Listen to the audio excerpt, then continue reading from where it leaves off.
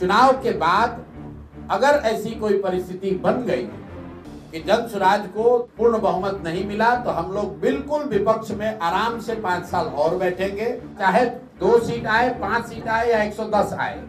जनता ने जो निर्णय देना है उसको हम लोग, जितना एमएलए एमपी बनकर नाम पैसा शोहरत आप कमा सकते हैं उससे बहुत ज्यादा भगवान की कृपा से हम लोग को मिला हुआ है। बावजूद इसके सब छोड़कर अगर राजनीति करने आए हैं तो इसका उद्देश्य ये नहीं है कि जल्दी से एमएलए बनकर सरकार बना ले।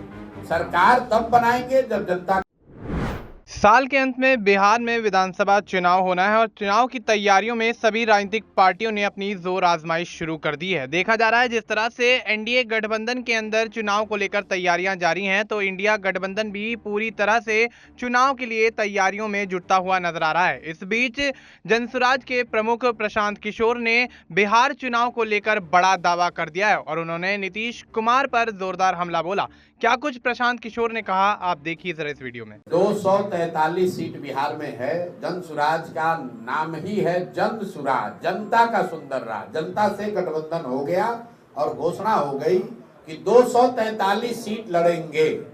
चुनाव के बाद अगर ऐसी कोई परिस्थिति बन गई कि जन स्वराज को पूर्ण बहुमत नहीं मिला तो हम लोग बिल्कुल विपक्ष में आराम से 5 साल और बैठेंगे, चाहे 2 सीट आए, 5 सीट आए या 110 आए।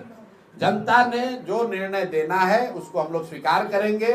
मैंने पहले ही कहा कि राजनीति हमारे लिए और जन स्वराज में हमारे साथियों के लिए सिर्फ एमएलए बनकर मिनिस्टर बनना, कॉन्ट्रैक्ट लेना, पैसा कमाना, ये इसका उद्देश्य नहीं है। जितना एमएलए एमपी बनकर नाम पैसा शोहरत आप कमा सकते हैं उससे बहुत ज्यादा भगवान की कृपा से हम लोग को मिला हुआ है। बावजूद इसके सब छोड़कर अगर राजनीति करने आए हैं तो इसका उद्देश्य ये नहीं है कि जल्दी से एमएलए बनकर सरकार बना ले।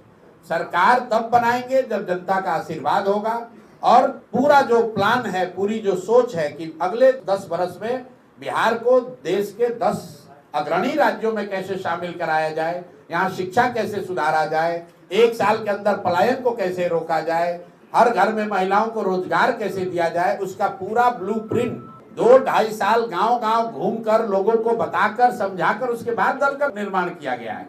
ऐसा नहीं कि 4 आदमी दिल्ली में बैठे, पटना में बैठे दल बना लिया। दल बनाने से पहले 2.5 साल मैंने बिहार का चप्पा चप्पा पैदल चल के देखा है, लोगों से बात करी है। तो हम लोग के लिए गठबंधन ना आज है ना कल होगा ना चुनाव से। तो आपने देखा कि किस तरह से प्रशांत किशोर ये दावा करते हुए नजर आए कि बिहार के अंदर 243 सीटों पर जनसुराज चुनाव लड़ेगी और अगर पूर्ण बहुमत नहीं आता है तो विपक्ष में बैठकर 5 से 10 साल तक इंतजार भी कर सकते हैं।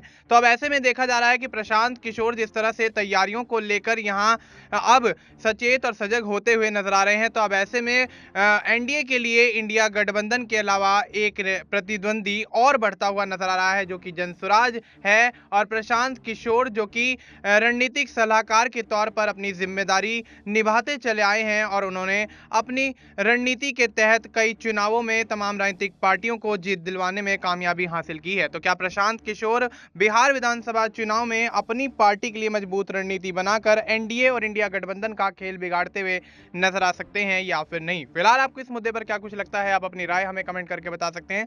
बाकी देश और दुनिया से जुड़ी तमाम जानकारी के लिए आप देखते रहिए SPN9 न्यूज।